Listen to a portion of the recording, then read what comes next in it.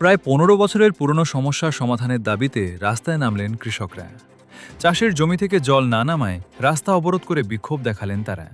ঘটনাটি মাটিয়া থানা এলাকার হুলোর মোড়ে। অভিযোগ, খোলাপোতা পঞ্চায়েত বসিরহাট পৌরসভার একাংশ চাঁপাপুকুর পঞ্চায়েত হয়ে রাজেন্দ্রপুর পঞ্চায়েত পর্যন্ত বিস্তীর্ণ প্রায় ৪,২০০ একর কৃষিজমির জল নিষ্কাশনের একমাত্র বড় খালটি দীর্ঘদিন ধরে বিভিন্ন জায়গায় বন্ধ হয়ে রয়েছে। বিক্ষোভকারী কৃষকদের দাবি, তৃণমূল সরকারের আমলে এলাকার বিভিন্ন প্রধান ও নেতারা খালের একাধিক অংশ দখল করে মাছের ভেড়ি এবং অন্যান্য কাজে ব্যবহার করেছেন। ফলে গত ১৫ বছর ধরে খাল দিয়ে আর জল নামছে না। বছরের প্রায় ৮ মাস জমিতে জল জমে থাকায় চাষাবাদ করা সম্ভব হচ্ছে না। কৃষকদের অভিযোগ, বহুবার গণস্বাক্ষর করে মহকুমা শাসক, মুখ্যমন্ত্রী, চাঁপাপুকুর পঞ্চায়েত, রাজেন্দ্রপুর পঞ্চায়েত এবং বসিরহাট পৌরসভায় আবেদন জানানো হলেও সমস্যার কোনো সমাধান হয়নি। তাই নতুন সরকারের আমলে ফের মুখ্যমন্ত্রী, মহকুমা শাসকসহ সংশ্লিষ্ট দপ্তরে আবেদন জানানোর পাশাপাশি সমস্যার স্থায়ী সমাধানের দাবিতে রাস্তা অবরোধ করে বিক্ষোভে সামিল হন এলাকার কৃষকরা। এখানে যা জায়গা দেখছেন, সাধারণ ক্যামেরায় আসবে না, ড্রোন দিয়ে তুলতে হবে।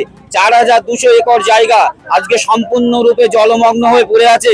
এর জন্য দায়ী কিছু জলকার ব্যবসায়ী, ভেড়ি ব্যবসায়ী, এবং এদেরকে সহযোগিতা করছে রাজেন্দ্রপুর পঞ্চায়েতের যিনি আজকে প্রধান সমীর বাচার এবং কলাপাতা অঞ্চলের যে পঞ্চায়েত সমিতির সভাপতি সৌমেন মণ্ডল। আজকে এই সমস্ত ঘেরি ব্যবসায়ীদের সুবিধা করার জন্য আজকে এই হাজার হাজার একরের জায়গা জলমগ্ন হয়ে পড়ে আছে, যেগুলো কৃষিদের সম্পূর্ণ অনুপযুক্ত। আজকে কৃষকরা ভালো করে খেতে পায় না, তাদের জমি থাকা সত্ত্বেও আজকে চাষ করতে পারে না।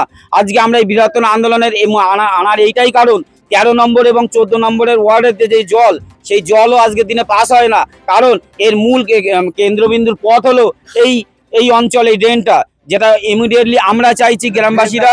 হ্যাঁ, এটা অ্যাকচুয়ালি খাল, ঠিক আছে, কিন্তু যখন ওয়ার্ডে ঢুকেছে এটাকে আমরা ড্রেন হিসেবে ব্যবহার করি। সুতরাং আমরা এই পুরোপুরি এই খাল অথবা ড্রেনের আমরা সংস্করণ চাই ইমিডিয়েটলি, এবং এই খালটা যদি সম্পূর্ণভাবে মানে আপনার পুনরুদ্ধার হয়, তাহলে একাধিক বলতে কয়েক হাজার কৃষি পরিবার তাদের মুখে অন্ন উঠবে এবং তারা সুখে সারা জীবন ভালোভাবে থাকতে পারবে এবং তাদের উপযুক্ত জমি তারা ফিরে পাবে। আজকে দীর্ঘ প্রায় ১৫ বছর যাব এইখানের এই এলাকা জলমগ্ন হয়ে পড়ে আছে। আমরা এই জায়গাটার বিভিন্নভাবে চেষ্টা চরিত্র করেছি, এসডিও, বিডিও, বিভিন্ন দপ্তর থেকে চেষ্টা করে আমরা করেছি যাতে এই কাজটার একটা সুষ্ঠু সমাধান করে কাটাখাল অবধি নিয়ে দিয়ে যাতে এই ড্রেনটা সুষ্ঠু একটা ব্যবস্থা করা যায়।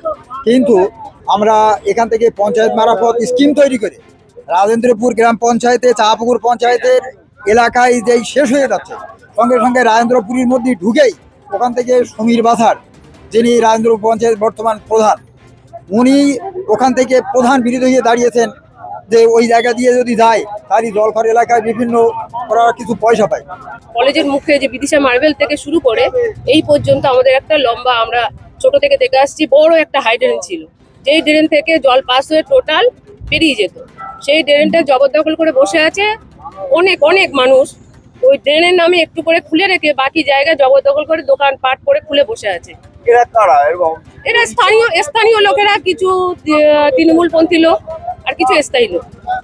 এবার সব থেকে বড় ব্যাপার যেটা আমরা গলির মধ্যে বসবাসকারী, আমাদের তো ড্রেন আছে, সেই ড্রেন ব্যবস্থা টোটালটাই বন্ধ, যার জন্য বাচ্চা কাচ্চারা স্কুলে যেতে পারছে না, চাষের জমি অকেজ হয়ে পড়ে আছে, মশামাছি তো আছে, এই রোগবালাই উপদ্রব অলরেডি শুরু হয়ে গেছে। ম্যাক্সিমাম লোক কিন্তু আমাদের ভেতরে রোগবালাই ভুগছে, ম্যাক্সিমাম জায়গা অকেজ হয়ে পড়ে আছে, যে জায়গা সংস্কার নেই, জল নিকাশির ব্যবস্থা নেই, যখন সংস্কারটা হবে কোথা থেকে?